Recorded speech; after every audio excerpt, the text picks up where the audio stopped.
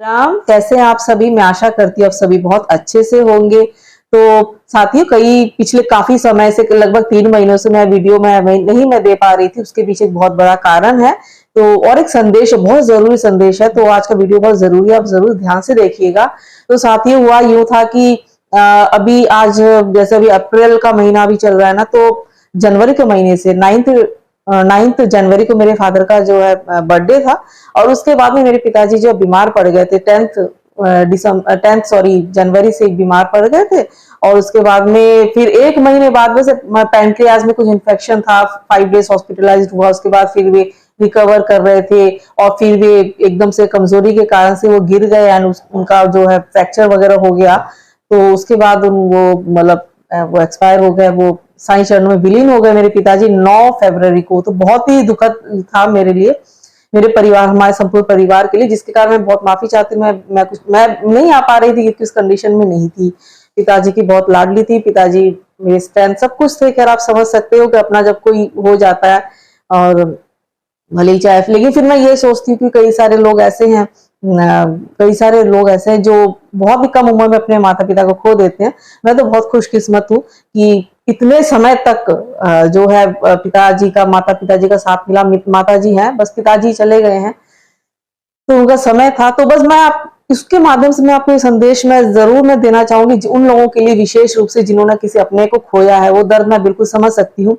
और जब नहीं खोया था पिताजी को, तभी भी मैं समझ सकती थी, बिल्कुल मैं समझ सकती थी। क्योंकि दर्द जब मैं सुनती थी किसी के, कोई अपना किसी का चला गया है छोड़ के, तो मैं सोचती थी कैसे रहते होंगे बताओ, माता पिता चले गए। तो मैं वो दुख बिल्कुल मैं समझ सकती थी। और अब तो खैर मेरे अपने साथ बीते, मेरे पिताजी चले गए हैं, तो साईं चरणों में विलीन हो गए हैं।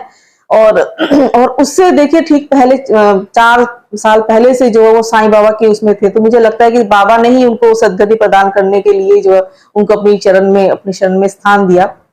बहुत भक्त थे जब से बाबा जी के, क्योंकि बाबा जी के चमत्कार के नित्य अनुभव होते रहते थे मेरे माता पिता को।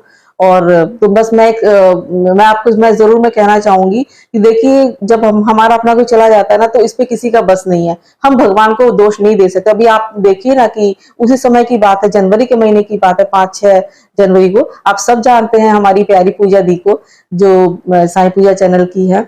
और बिचारी ने उनके इतने इतने मतलब इतने क्या बताऊं उनके बारे में, सभी जानते, कौन नहीं जानता आज उनको, जो हर साईं भक्त जानता है मेरे ख्याल से। उन्होंने अपने पति को खो दिया। और उन दिनों में मैं बिल्कुल भी फोन में देखने की स्थिति में नहीं थी, क्योंकि पिताजी के साथ में मैं थी, मेरे भैया थे। और लेकिन कुछ बहुत जरूरी था उनको, जो है काम भी देखना था अपना, जिसके कारण रहते पूरा टाइम हॉस्पिटल में थे पिताजी के साथ में, बाद में भी थे। तो सबने किया अपनी तरफ से, हर किसी ने किया है। और मैं तो थी वहीं पे पिताजी के साथ में।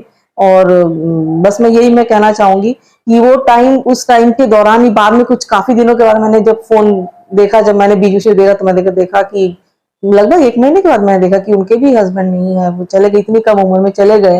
लेकिन उन्होंने दोष नहीं दिया पूजा दी ने, कि भगवान को, साईं बाबा को दोष बिल्कुल नहीं दिया कि क्यों चले गए मेरे पति, क्यों चले गए इतनी कम उम्र में, कोई ज्यादा एज बिल्कुल नहीं थी उनकी, आप सब जानते ही होंगे।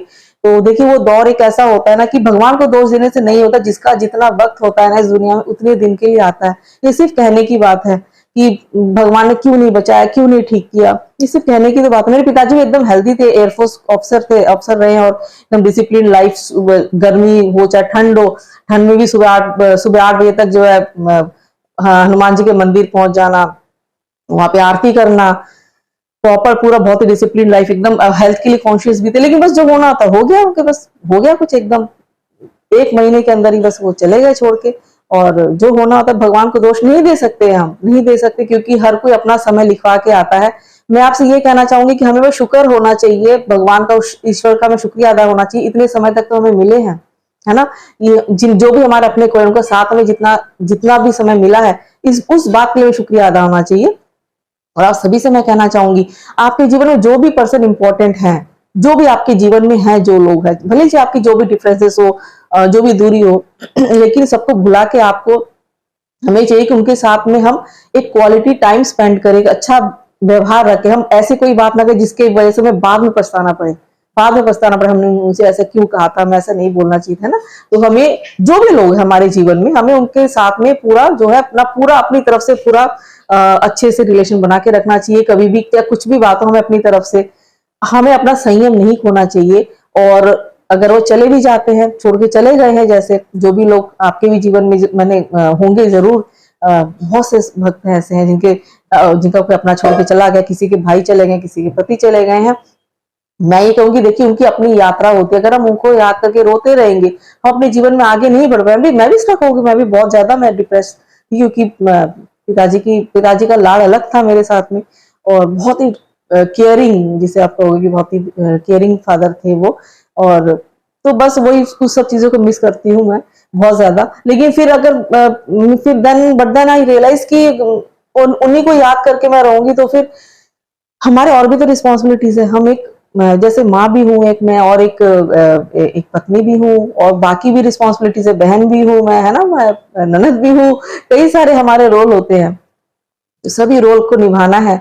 और उनकी अपनी एक यात्रा होती है, अपनी जर्नी होती है। देखिए पुराणों में, शास्त्रों में तो यही कहा गया है। हम जीते जी हमने किसी ने नहीं देखा कि मरने के बाद क्या होता है, लेकिन शास्त्रों की अगर हम मानते हैं, श्रीमद भगवत गीता में वहां श्री कृष्ण ने बोला है अर्जुन से, और गरुड़ पुराण में तो है ही कि उनकी अपनी एक यात्रा होती है, अपने कर्मों के अनुसार आत्मा जो है अपनी आगे की गति करते हैं। आप सबसे मैं ये कहना चाहूंगी कि बस अपने संयम रखिए, अपने आप को बिजी रखिए, उनको प्रेम से याद कीजिए, जिससे कि हमें जाना सबको एक दिन है, हम अपना कर्तव्य निभाते रहे। ठीक है, तो बस मैं आपको एक छोटा सा संदेश मैं जरूर देना चाहती थी, और आप सभी से प्रार्थना करना चाहूंगी, आप सभी मेरे पिताजी की दिवंगत आत्मा की प्लीज प्रार्थना कीजिएगा। और आई एम सॉरी, और आप सभी का बहुत बहुत धन्यवाद जो आपने इंतजार किया। तभी भी देखिए इतने समय में मैं वीडियो अपलोड नहीं कर पाई, तभी भी भक्तों के इतने कॉल आए मेरे पास में, इतने सब पूछ रहे थे। मैंने बोला कई सारों को कि सबने बोला हमें पता नहीं था दी कि ऐसा हो गया।